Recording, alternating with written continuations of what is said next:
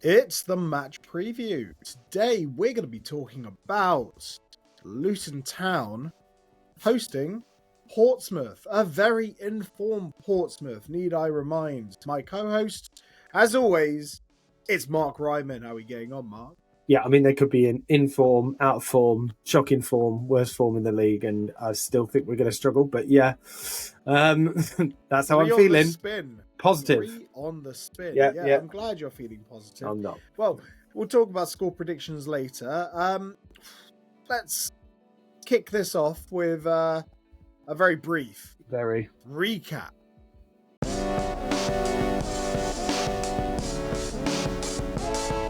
So, just to retread very briefly, don't want to retread too much. Watford 2, Luton 0. What a shambles of a game that was from Luton. It was pretty much over in the 9th minute. How do you reckon the players react from that? Well, I mean, no evidence has suggested that they're going to react any other way than poorly. I mean, we've been marginally better at home, and I mean marginally.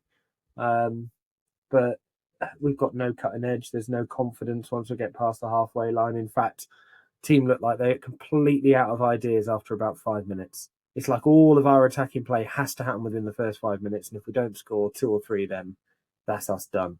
And after that point, teams can gradually work their way into the game, as has happened actually since probably Sunderland, maybe even before then as well.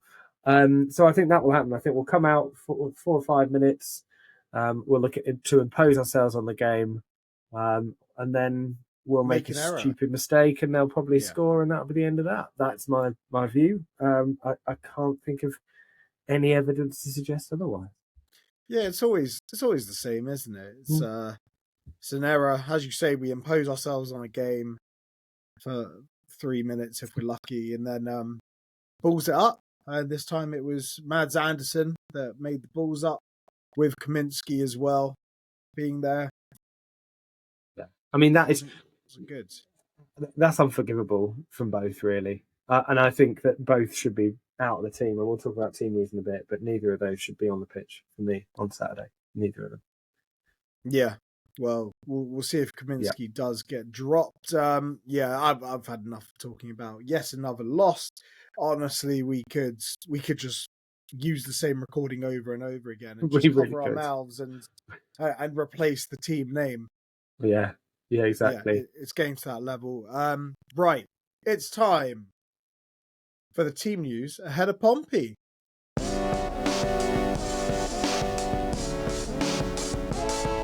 This week on Shandon Baptiste Watch. Dun dun dun. Will Shandon make the bench? Who knows? Well, he's only got one leg, so that means it puts him ahead of Lamine Fanny, doesn't it? I wonder if Reece Burke is still behind him, like Matt Bloomfield said a few weeks ago now. So Reece Burke on the sidelines, Shandon Baptiste again on the sidelines to Heath Chong. Doubt we'll see him again this season on the sidelines again. I don't think he fancies the relegation battle. Ted and Mengi and Tom Lockyer long-term absentees. Don't think we'll see Tedden again this season either, to be honest. No. But for those not watching on YouTube, I spent the entire time Ollie was speaking shaking my head. It's almost unbelievable. It's crazy that Baptiste made the bench above Lamine Fanny in such an important game, and especially after what happened at Plymouth as well, sort of half limping off. He did come back on, but that was it. Shocking. Absolutely shocking. Says a lot about the club's recruitment as well as him. I think you've got to at least try and change back to a 4. You've got to get Cal in the team somehow in that 4, whether that's at left back, whether it's at centre back. To be perfectly honest, I'll be happy with him at centre back. With Crease Makoso, assuming that McGuinness and Burke aren't fit. Certainly we can always assume that Burke isn't fit. I would have him in there. You can't keep playing this 5-3-2 system that we know doesn't work, hasn't worked, and only worked for a half against Sheffield United when basically they weren't expecting it. So we've got to go back to that for me. Question marks over where Fanny is. Question marks over where Hashioka is as well. I also think that's crazy to play Walters in a defensive role above him. I don't think either are amazing players, but defensively Walters is a disaster. So Hashi has the experience. he's better defensively. I mean, he's shown he's better defensively in the air and on the floor. He can read the game better. Yet going forward, he's got problems with the final ball. But hey, who hasn't in this team? I just I don't understand it. Yeah, the bright spots really for me were Christ Makoso when he came on, although he was playing against a Watford team that had basically sort of gone back to first gear at that point, but he still looked positive. And Isaiah Jones minus the final ball, so those two have got to start for me. And I'd put Shea in, and I'm not always Shea's biggest fan. I know he's been at the club a long time, and I think sometimes that blinds people for how good he is. But my God, he can command his box a lot better than Kaminsky. His distribution's better. I wouldn't put Krul in personally, based on the performances we've seen from him in the few games he's played for us, and also he hasn't played since then.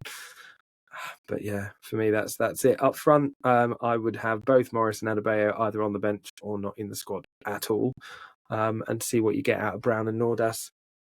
That's me. I don't know how you feel about that, but that's what I'd do, and maybe try and mix things up in midfield. I thought Walsh was all right, but he needs someone like Nakamba next to him if he's going to play there. Yeah, Walsh is sort of paying back, Yeah. The fans, and since he issued that statement, he's made his way back into the team, and he's impressed. He's mobile. Yeah.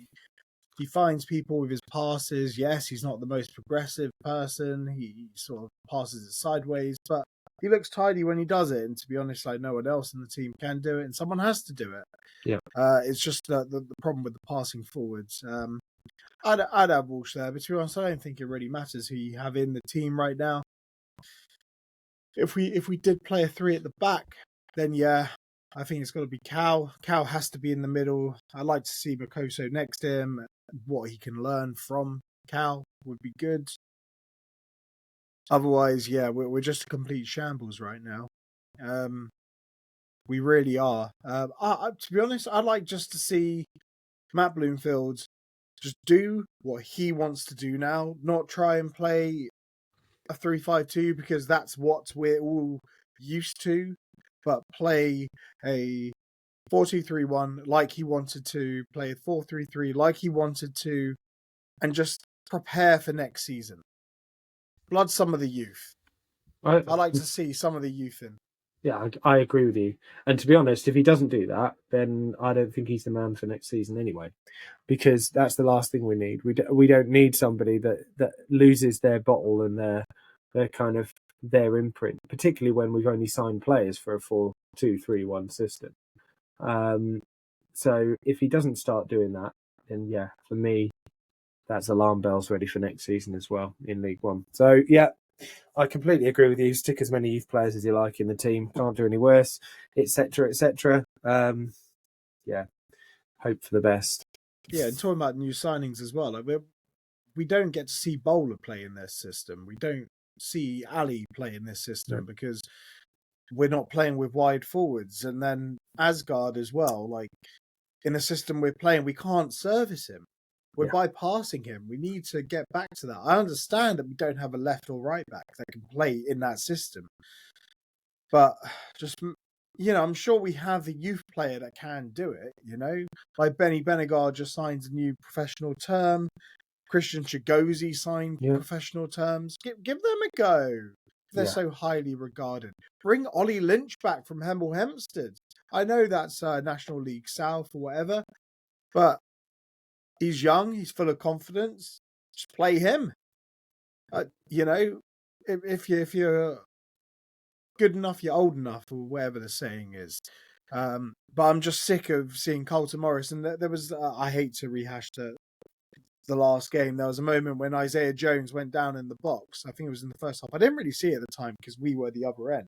Yeah. Isaiah Jones goes down, and Morris immediately, he's turned to the ref to try and get a pen when the ball has actually moved towards him, and he sort of moved away from the ball just to complain.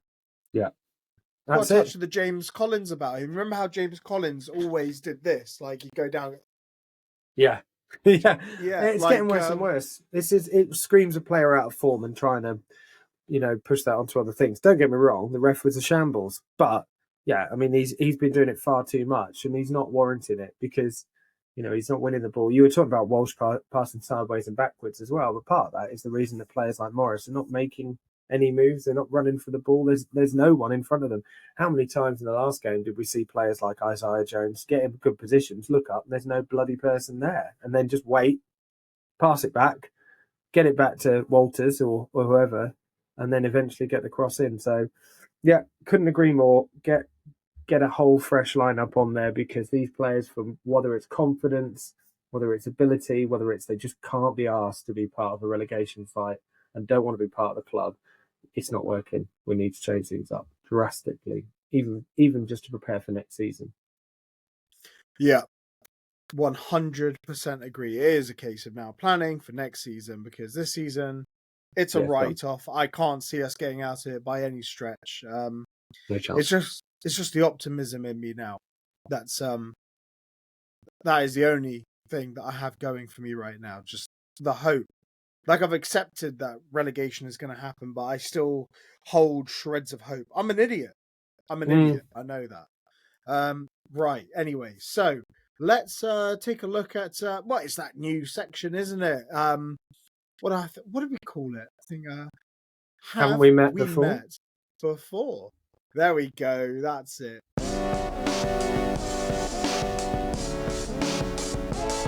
As always, you need to be checking out hattersheritage.co.uk for all your stats related to Luton Town players and who they've played against. So today I'm having a look at the Luton Town players that played against Portsmouth. And, I'll tell you, Fred Hawkes leads the way in matches against Portsmouth. 25 games against Portsmouth. Bob Hawkes, he follows with 16. I have to scroll way down the list before I get to anyone that we would have seen play. Yeah, that would be useful. And the top of that list is David Priest, who played 6 times against Portsmouth. Beneath him, Trevor Peake. Then Marvin Johnson with 6 appearances. And then there's a player also with 6 who is a current player at Luton Town. Can you name that player? Current player at Luton Town.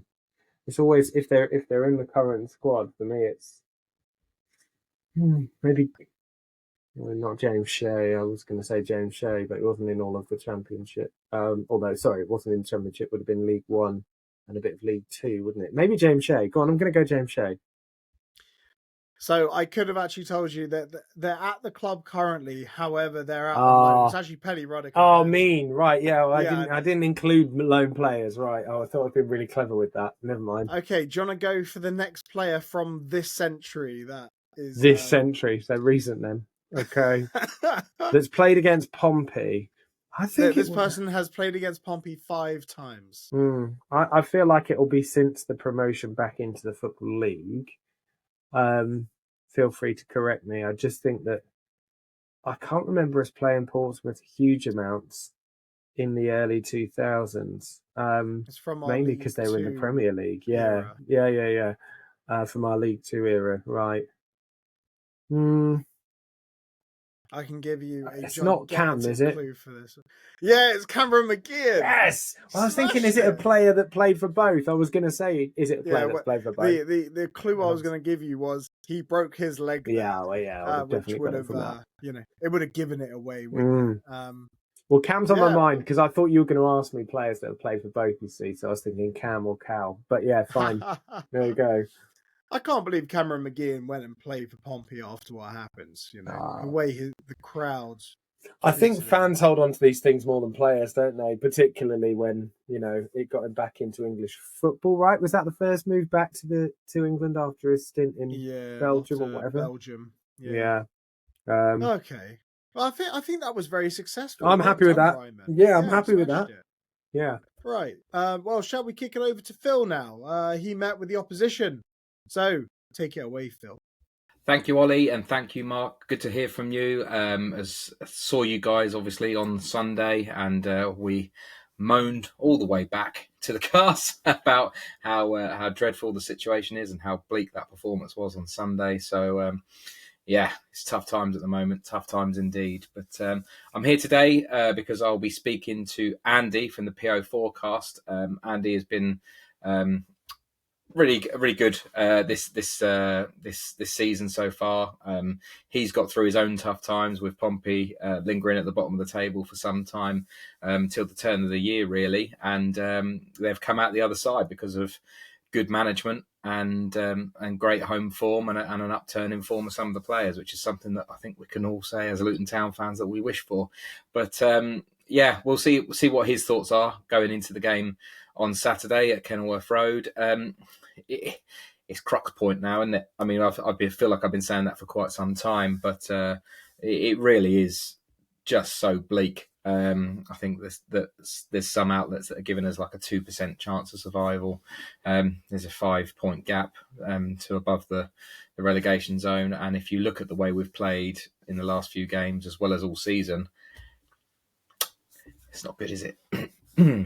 It's not good at all. It's very, very bleak indeed. I actually recorded with Andy for the PO forecast yesterday. And if you guys fancy having a listen to my particular thoughts, that was another 24 hours ago, and I was still quite angry. It's been a tough few days, and some of you might have seen on X or Twitter, as it used to be called, that some of my colleagues that are Watford fans have been giving me a bit of a tough time, just as I would the other way around. So it's all fair game, but it is enough hard at the moment being a Luton Town fan in every sort of aspect. But onwards and upwards. Can't go any further down yet. So that's all we can do is hopefully onwards and upwards and see how things go. But here's what Andy had to say from the PO forecast as we look to review how Pompey have been getting on and what they are likely to do at the weekend against Luton Town.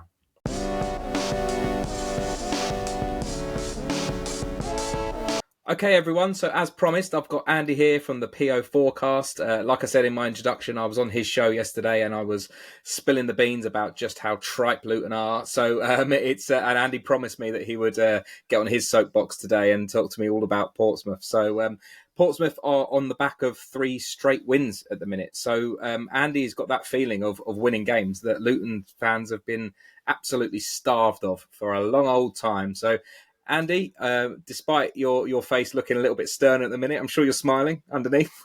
Yeah, I've got serious resting. I don't know if I can swear on here or not, but resting something face that I don't think I look that happy naturally. But yeah, thrilled to be here, Phil. Thank you for having me. No, I really appreciate it, mate. And I think usually I'll wait until the end, but I think given the fact that you've got the show out with me, it'd be great if you could just sort of direct people to where they can follow you guys at the PO forecast and give you a few. Awesome. Few links. Thank you for that opportunity to plug, Phil. Yeah, so I'm one of 3 normal presenters on the PO forecast. So PO4 is the start of the postcode of Fratton Park. And our preview show for the Luton game was published on, what day is it? Wednesday evening.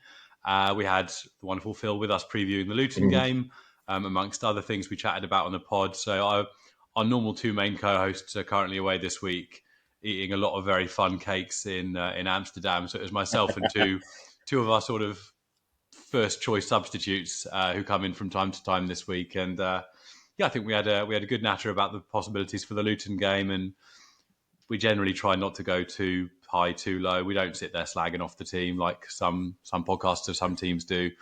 And not suggesting that's you, Phil, by any stretch of it. I'm not suggesting anything, but if people want to find us on X and Instagram, etc., sort of the main Pompey account we have, it is at Pompey News now. Okay. Our podcast is at PO Forecast on Twitter, but you can find us on Apple, Spotify, SoundCloud, Linktree. Probably missed something. We're not on Amazon. I probably missed one, but just Google us. They can find you. We just did our 250th episode that Phil was a guest on one of our landmark episodes. So we've been around a while now. It's quite scary how these episodes add up. That's a lot of episodes, 250. You realise how much time you spend talking about your club that you love, don't you? When you're in this situation. So so sometimes it can be hard. A large proportion of that time was also spent in League One, so it was really particularly grim at times. How would you analyse that result where 17 away fans came to Fratton Park and you still lost the game?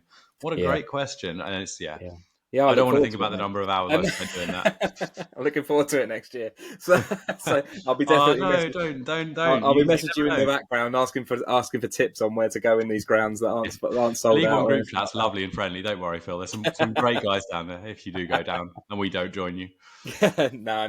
I think you're, like we discussed yesterday. I think you'll be fine, mate. I think you're absolutely jobs are good one for you You guys. know, I'm not going to I agree think with you three on more that. wins.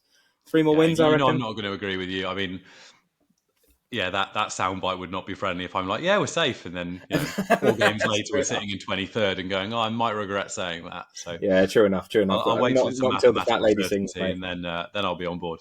Yeah, not until the fat lady sings. That's Exactly sensible that. for a football fan. Totally get that. So off air, I was just talking about one of the local journalists in Portsmouth, and I mentioned about the fact that he raised 5 main points about what's turned Pompey's season around. Because I think obviously it was a bit difficult up until Christmas, and then there's.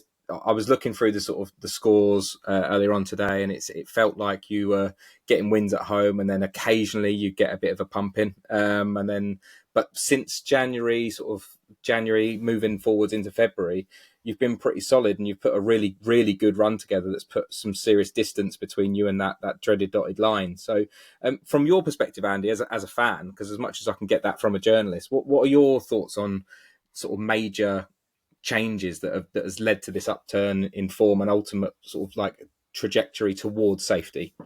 Yeah, I mean, in terms of sort of key goals this season, I know it might be a bit early doors to go with first game of the season, but I think managing to get a point away against Leeds opening day of the season when you've just come up from League One, and we all knew that Leeds were likely to be at least in their playoffs, probably at least fighting for automatics, just to demonstrate our ability to compete fairly early on was quite a big deal. I mean, games aren't going to get much more difficult than Leeds away as a season opener, but I think in hindsight we potentially got quite lucky with that draw because with the draw of game order, I mean, because it meant that we got to play them at Elland Road before they'd really picked up any momentum in the season, and it was a bit of a cold start. But I think even picking up a point there will have given the squad a good amount of belief. And those first few games, I mean, the draw against Leeds, the draw against Middlesbrough away as well. It's the 3rd game of the season. And to be honest, at the time, we thought the home draw against you was going to be it still might prove to be a vital point. But we thought that we were going to look at the league table in a few months' time and think, that point against Luton was, that was big. I mean, that's 3 big teams we've got points from at the start of the season there. But as you say, we struggled a little bit after the first 6 games because we had a really tough opening to the season. And then we got, I think it was Leeds, Middlesbrough, Burnley, Sunderland, West Brom or something was our first 6. And we thought, well, we might have no points at the end of that. And, or maybe Sheffield United were in there. Something along those lines. I remember anyway, it being a very, very tough run. It was very, brutal. very tough And run. and then we got to the end of that and thought, oh, thank goodness, going into a nice set of winnable games. Now we got Stoke, right? Tuesday night is Stoke. This is where we can start picking up points. And we lost 6-1 and sort of thought, oh, well, so much for the winnable ones. This might be a struggle this season. But yeah, in terms of the key turning points, I think getting the home win against Preston, we saw them, I think, at their lowest point. And that must have been...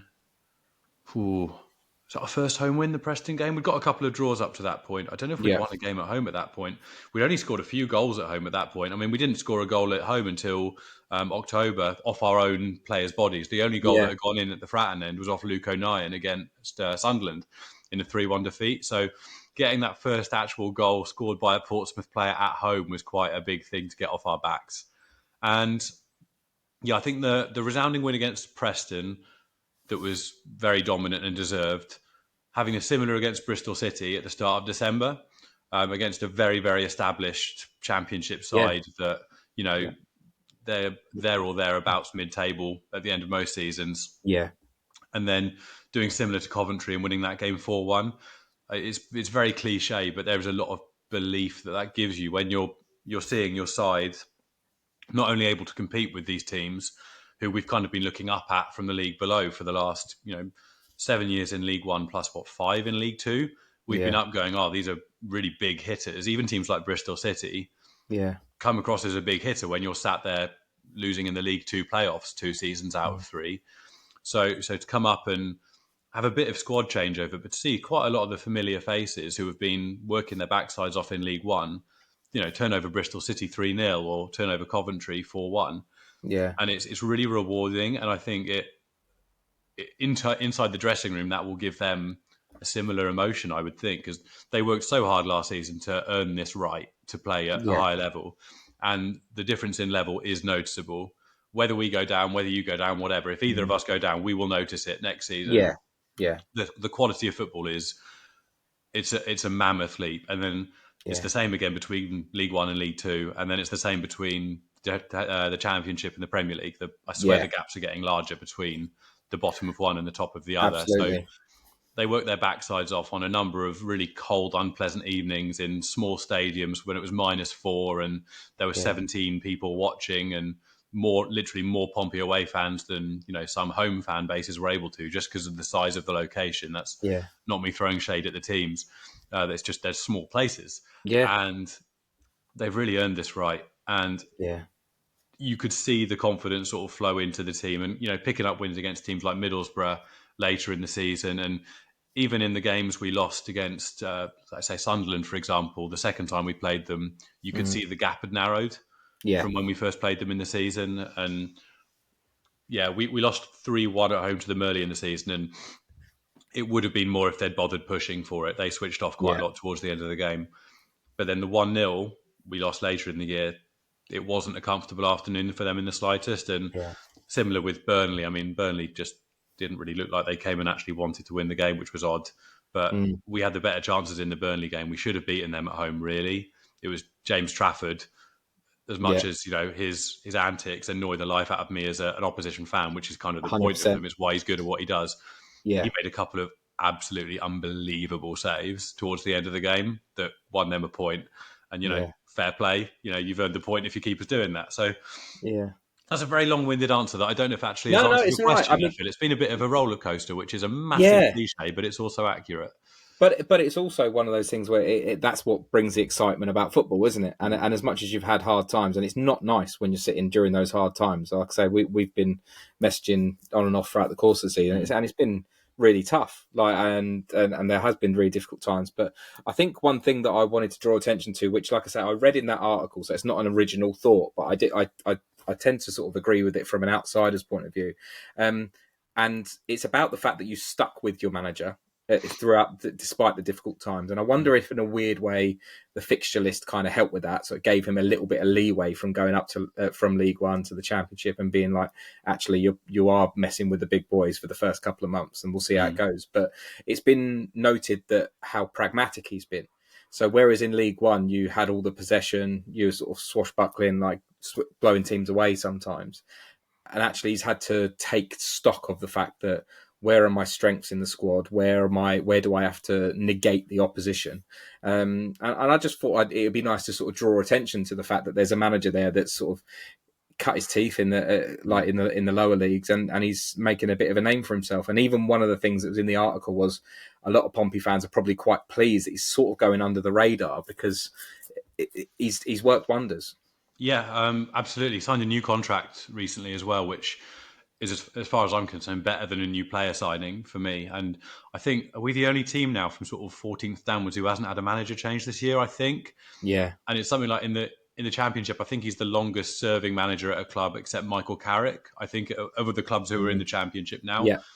And as you said, there was a bit of a baptism of fire at the start of the season. And I do think he's had to rethink how we line up. I mean, the first few games we had were just like the blood pressure and the heart rate I had watching them. That first day against Leeds, it was just open, and it was one of the most ridiculous games of football I've watched at any level. And that, even from just from a heart rate and blood pressure and vascular health point of view, I wouldn't be able to do 46 games of that in a season. Not a chance. I wouldn't have made it to Christmas. But also, we aren't, with the players we've got coming up from League One, we don't have those multi-million-pound players who are going to create something out of nothing. And this isn't all about money. It's about, the players we've got and the experiences they haven't got in the Premier League, in our case, with the exception of Matt Ritchie, really.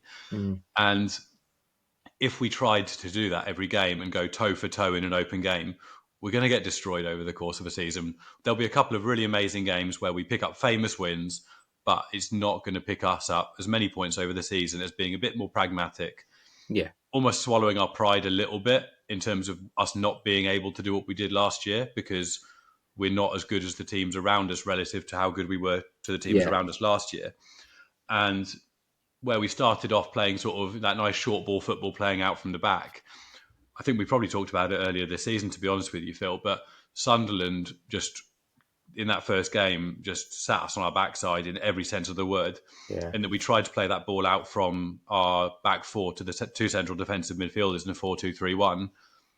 CDM's picked up the ball facing our own goal, and suddenly Chris Rigg and Joe Bellingham were just on them. Yeah. And those are two fantastic players, and our CDMs could do nothing about it. They ended up just playing the ball back to the back four. We had to hoof it long. We lost possession because we weren't lined up for the long ball. Yeah. And it was a repeated theme through the game. We did not make it through that first stage of transition from defensive possession into midfield facing the opposition goal. I could count on the number of times in one hand that we did it over the course of 90 minutes. And even then, it wasn't very good. And I think that 90 minutes, I'd imagine, gave him a bit of a, this is not going to work over the course of the season if it hadn't already. Yeah. So, now I think us and Millwall, are the lowest averaging possession teams in the league, or we were a couple of weeks ago when we played against Millwall, at least. I'm not sure if that's changed since now. Yeah. And we are absolutely fine going a bit more direct if needs be. It is not going to annoy the crowd in the same way that maybe it would have a while ago, because we've seen that it is realistically how we're going to pick up points. And we play more to our strengths rather than just thinking sort of, we're going to go head to head here, play attacking football in the same way that Leeds do and expect it's going to work. Yeah. And for me, I think in a way you asked about sort of key games. For me, one of them is a game that's completely gone under the radar because it was a 0-0, was Norwich. And that was the first game where we played not pretty. It was not a good game to watch. It was attritional. It was dull. We negated each other. And that was the first time we'd managed to really negate a championship level team, I think, that I can remember this season.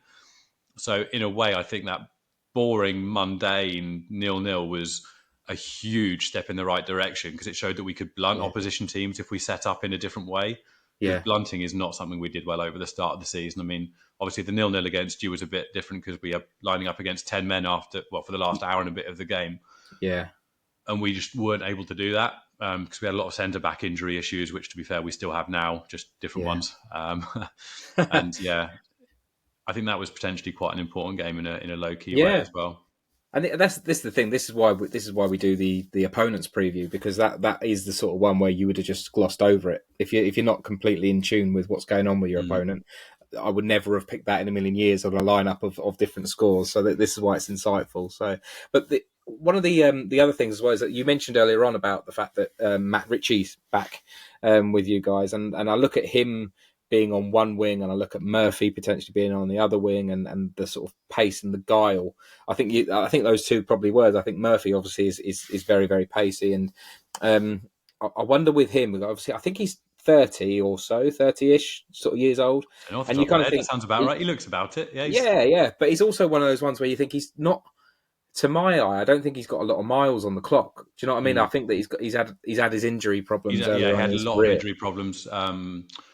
Previously at Oxford, he had a few, and then even signing for us before he even played a game, he was out for a few months. At the start of the season. So it's one of those ones where when he's available, I think you saw it at Oxford last year, and you're seeing it down at Fratton Park this year. That when he's available and he's fit and raring to go, he's an excellent player. He should, with the greatest respect, he should never have been in League One last year in terms of, you look at his core sort of ability, and then you've got Matt Ritchie on the other side, who's just this is genuinely meant as a compliment, but he's a bit of a Ferrety type player, where you also know that whilst he's going to give you stuff going forward, he's going to work his socks off, and he's going to rat away and be a bit of a niggly little so-and-so for the opponent. So am I waxing lyrical about the wrong players, or am I right in thinking that those two have been pretty good for you guys since we last spoke? To say they've been pretty good would be an understatement. Yeah, Richie started slowly. He didn't look match fit. He looked leggy when he first came into the side, and got a bit of criticism from portions of the fan base. I mean, I can mostly only really speak for the social media portion of the fan base that we see vocally. Got a bit of critique there. Murphy started the season injured and didn't play, and then those two getting full match fitness and hitting their stride really changed things around. I mean, to start with, at the season, Callum Lang was really carrying the ship on his shoulders. That's not a saying, is it? You know what I mean. You can figure out what I mean by the 7 sayings I've sort of merged into one there. And as Murphy has come into form on the left and very, very good 2-footed. So the last game was an excellent example of that, where cutting onto his right and just rifled a shot into the far corner to put us 1-0 up. And then about 3 minutes later, ran down the line and assisted with a low cross to Ritchie with his left foot. So it's difficult to predict. He's not as one-footed as left-sided players we've had there in the last few years. And Ritchie, his delivery is excellent. His delivery into the box, that might sound like I'm just stating the obvious, but it's a level above what we've really been used to, with the exception of one player whose name has just gone out of my head. Played left-back for us now at Peterborough, Jack Sparks. His delivery was really good, but didn't have the rest of the game to support it.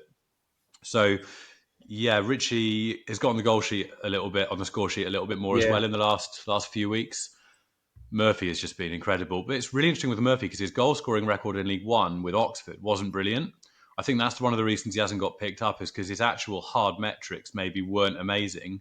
So most people looking at League One are potentially just more looking at things from a stats point of view. And then if the stats are good, you follow up and look in person. Yeah.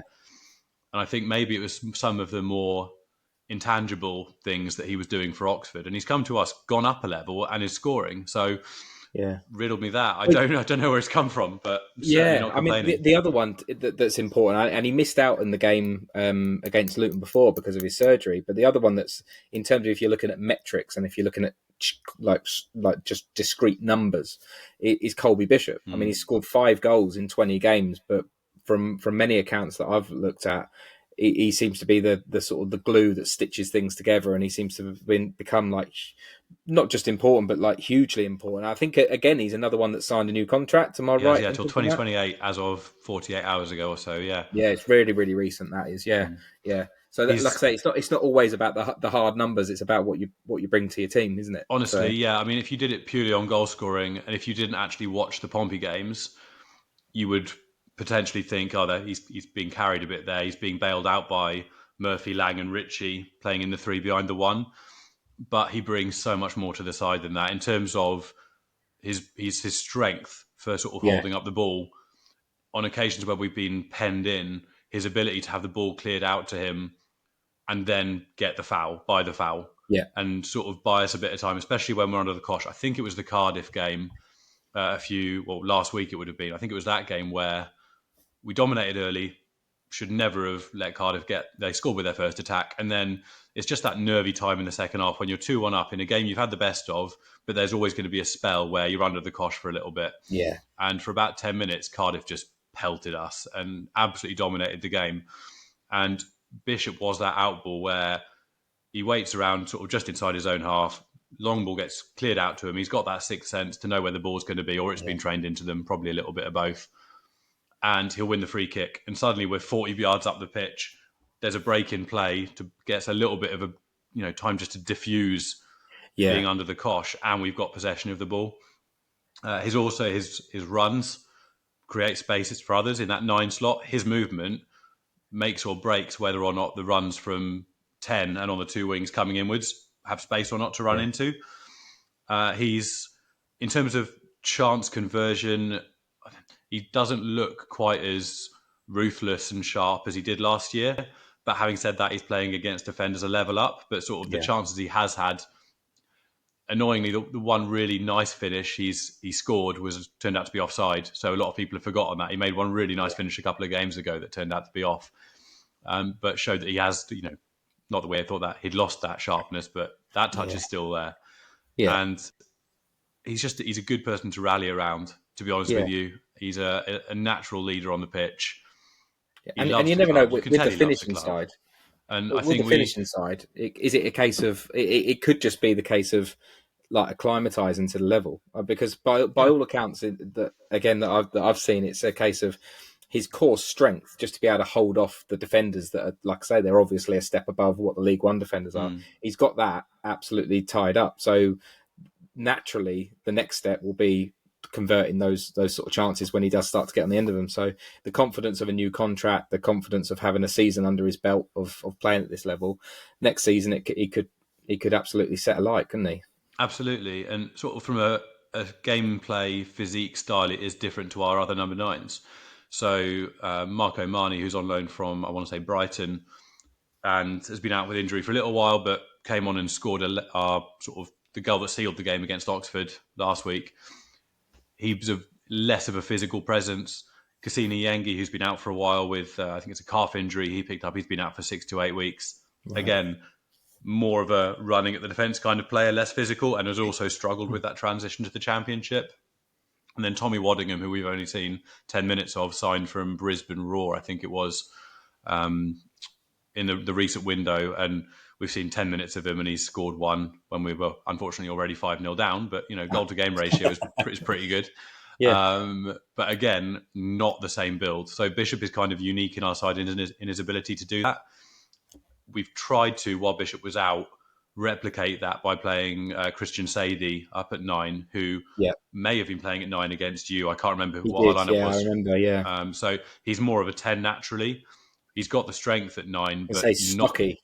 Stocky. Yeah, he's got the strength at 9. He's built like a brick something house, and has got like good footwork as well, but doesn't have all the aspects of his game at 9 that Bishop does. Like in terms of his natural, just knowing when to make that run into the 6-yard box. We noticed a lot of the time he was sort of sitting back, waiting for a pull back, where Bishop would just attack the 6-yard box. And the way that Murphy and Richie have been working is getting those low balls drilled in across the 6-yard box, and Sadie was just sitting back 6 yards away on a different wavelength from. He's a 10. It's what he's used to doing. Yeah. So I think the question you have to ask is, are we a worse team without Bishop in it? And the answer is an overwhelming yes. We are a worse team without Bishop in it. And I think that's the biggest compliment you can pay him. And people forget very quickly how long we tried to sign a good number 9 to replace Brett Pittman back in, whenever it was, 2015, 16, one of those. And we've gone through some number 9s who it just did not click. And they've done well at other clubs, sort of people like Michael Smith, for example, who they've gone and done really well at other clubs, but it just did not work at Pompey for whatever reason. Their confidence was low, didn't click with the fan base. Fan base got on their back. It went wrong. Sort of Dane Scarlett, same thing. Obviously a good player. Yeah. Scored for Spurs in the Europa Conference League or whatever it was a couple of weeks ago. Obviously a good player. He didn't get on with the fan base. You could tell from body language on the pitch when the fan base got on his back a little bit because it looked like when his head went down, he got lazy. It may well not be the case, but that's the way it looks to watching the football game. Yeah. And some fans get on his back, and then that's just a sort of a vicious cycle of it's kind of positive feedback loop where the more you get on his back, the more he doesn't really want to play anymore, which is understandable. I wouldn't want to run around and put effort in front of 18,000 people shouting abuse at me either. So I totally get where he's coming from. Yeah. So we've finally got the number 9 who gets the fan base. The fan base love him. And I'm glad we've got him locked up for another, 3 years. Yeah. I've just chatted for a long time about players that your viewer base probably don't give a monkeys about, Phil. No. Honestly, it's insightful. I think it's one of those situations where any focus away from Luton at the minute is good. so I'm sure there'll be a fair few people that will listen and be quite interested about it. It's no problem at all. So, what I'll do though is I'll look to wrap up with your prediction, Andy. So we spoke off air about the predictions for the Sluga Six. So keep your eyes out, anyone that's listening for the current prediction league posts on Twitter or X.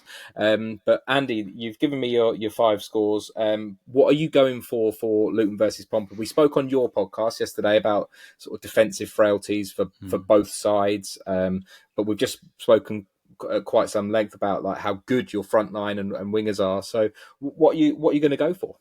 I mean, it's a tough one because defensively we are in a bit of trouble now. We had 2 centre-back injuries in one game last week, so we could potentially be back to a bit of a makeshift centre-back pairing, or at absolute best a centre-back pairing who have literally not played together before in a competitive situation, which makes me think there is a chance we'll concede.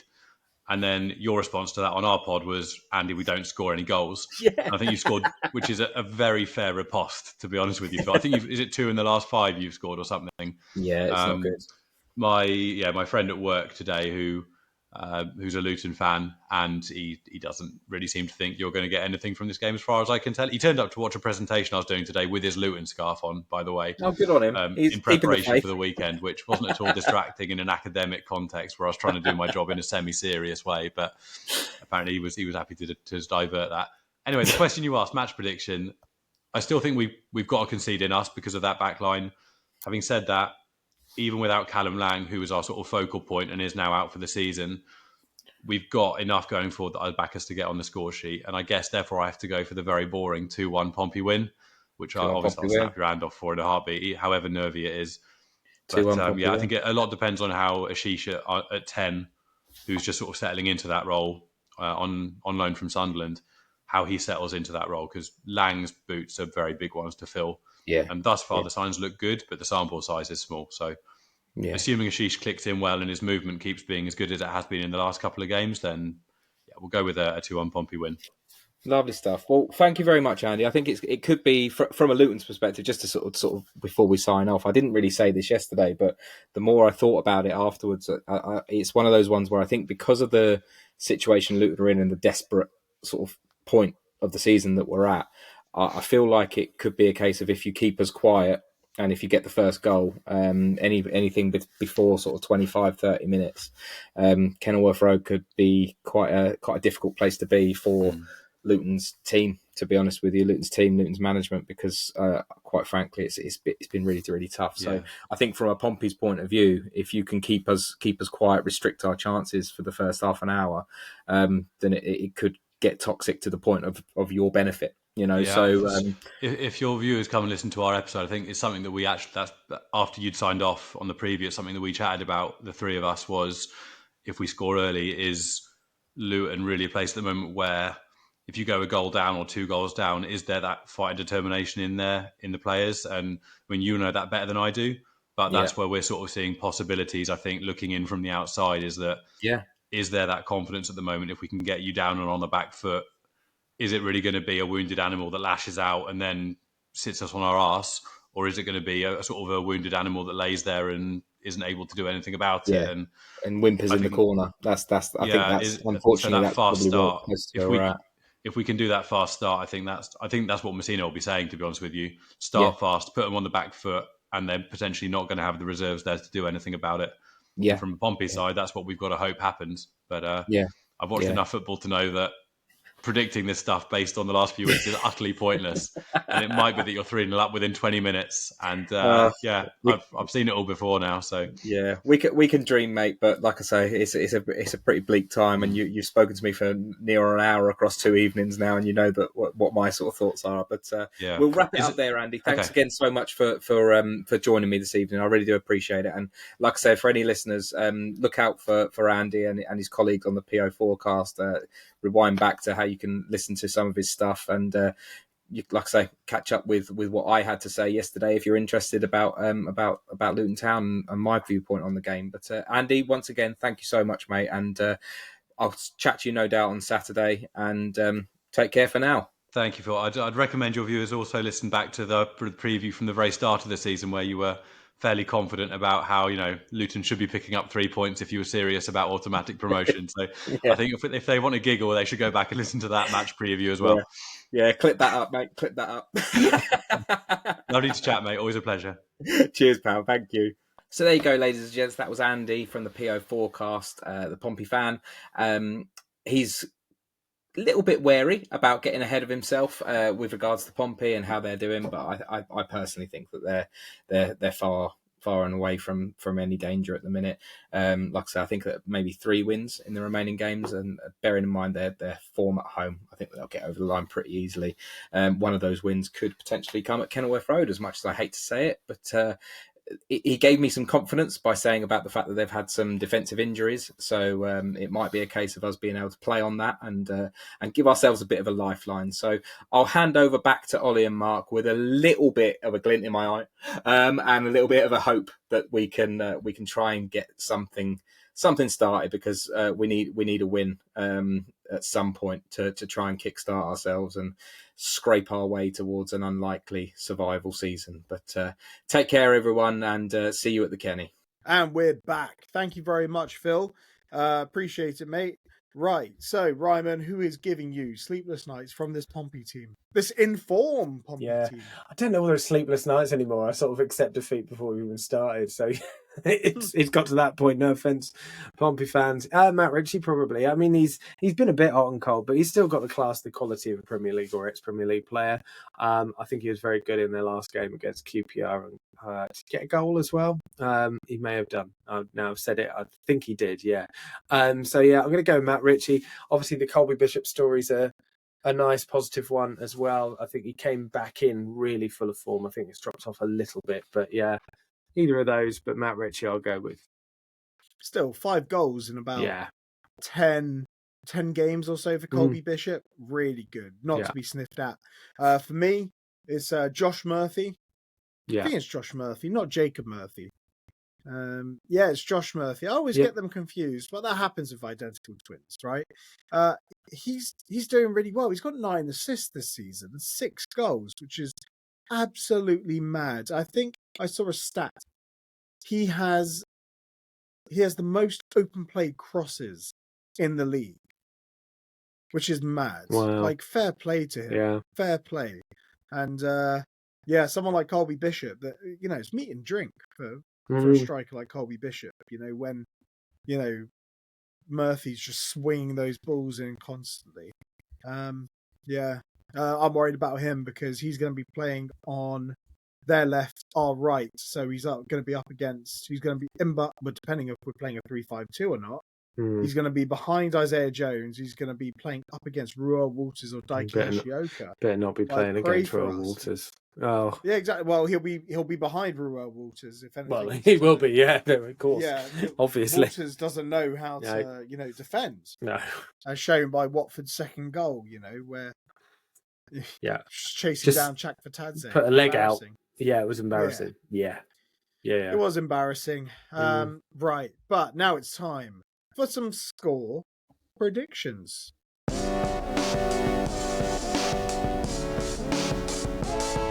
Right, I've gone 1-1. I think it will be very similar to the Plymouth game, although Portsmouth are a better side, so probably that's quite optimistic as well. I just feel like we'll probably come out, etc. We might nick a goal, but there's no way we're not conceding. We'll probably go in front and panic, and they'll score 1 or maybe 2, but I've gone 1-1. I honestly, and I know this sounds negative, I said it in the phone in, I don't think we'll win another game this season. I really don't. I hope I'm wrong, but yeah, 1-1. That's optimistic. That's fair. That is fair. Look, I completely see where you're coming from about we won't win another game this season, but I predicted a win. I've gone 2-1 here for Luton. And people will be screaming at their phones, their TVs, their laptops, whatever they're watching this on, and be thinking, what? Why are you predicting a win? Well, for the reason it has to change. For the sake of my sanity, like, we could go down, but it has to change. We can't not win another game for the rest of the season. And I don't want to think of the scenes at Kenilworth Road if we were to lose against Portsmouth, another team that has just been promoted from the Premier League, promoted from League One. Like Oxford came and they were a Year One Championship side. They played us off the park. Yep. And people weren't happy. Understandably. Why would people be happy? Pompey, another team that have just been promoted from League One. If they play us off the park or beat us, quite rightly, everyone should be angry, but I don't want to really think about the scenes. Like, I tend to leave now before the players before the stupid lap of honour. I think the lap of honour is stupid. It needs to be stopped until we actually start putting in performances that are worthy of them going around and applauding the fans. And when they're actually, until a time when the fans actually see it fit to stay in the ground. Yeah. Right now, I don't want to look at the players.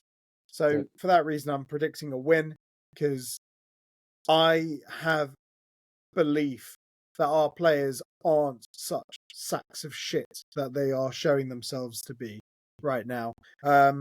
to be honest, when we go down, when we go down, there will have to be an inquest. Oh, hugely. The club, and when I say the club, I really mean Gary, needs to come out and probably do some grovelling to the fans for what's happened this season. There's no two ways about it. It's been appalling, a mismanagement from top to bottom that's led to this. And I think most fans are now in agreement with that. But you're right, I don't want to think about what the scene will be like at full time. If we lose, I think there's a very strong possibility of it happening. It'd be interesting to clip up the amount of times you said it has to change. That'd be good. I think we should have it, maybe remix it or something. Because I reckon we're into the 20s or 30s. Yeah. Throughout the whole season. I'd say probably like high 80s. Yeah. Possibly 100. I've been saying it since Burnley at home, first game of the season. Oh, yeah, exactly. So look, I mean, I think it's going to turn nasty because, essentially a loss, could well mean that we'll end up being something like 8-9 points off safety with however many 11 odd games to go. I think that's us done. So yeah, I wish I could agree with you. I just don't know where it's coming from. I don't even agree with me. Yeah. Well, it's hope. It's pure hope. Yeah. But anyway, that is us done for this week. Look, we hope you enjoyed the show, even though it's a tough time right now to be a Luton fan. It really is. We wish we could talk about wins. We wish we could talk about the positives. But truth be told, there are literally no positives right now around the club. There just aren't. But remember, subscribe for your Luton Town and your Championship content. We do it all. Even when Luton aren't in the Championship, we'll still be knocking out Championship content. And everyone, take it easy. We go to Saturday. Hopefully, we can grab those 3 points. Let's try and get behind the boys, even if the boys don't care about who's in the stands. Most importantly, come on, you Hatters.